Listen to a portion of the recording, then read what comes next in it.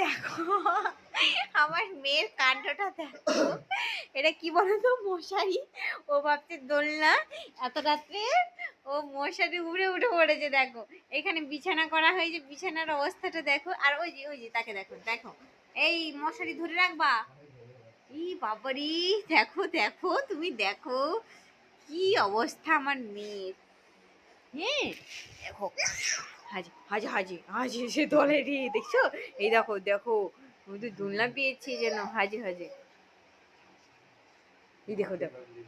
হ্যাঁ আরে এত রাত্রেও খেলনা করছি। আর হেয়ার পেন লিয়ে লাও, নষ্ট করে দেবে ও।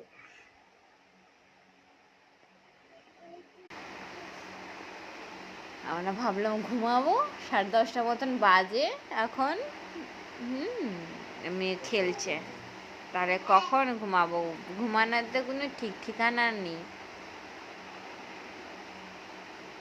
মশারির উপরে খেলা, হাজি হাজি। কিন্তু আমি মশারিটা আমি বাড়ি থেকে নতুনই নিয়ে এসেছি। মশারিটা জানি না বেশি দিন যাবে কিনা।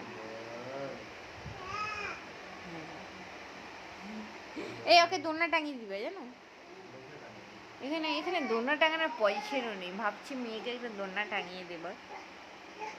হাজি হাজি দেখো দেখো দেখো, পড়ার ভয় এক ফোঁটা করেনি, এক ফোঁটা পড়ার ভয় করেনি। আর এই সব পাশে রিগুলার খিলগুলো ঢিলা হয়ে যায় রে।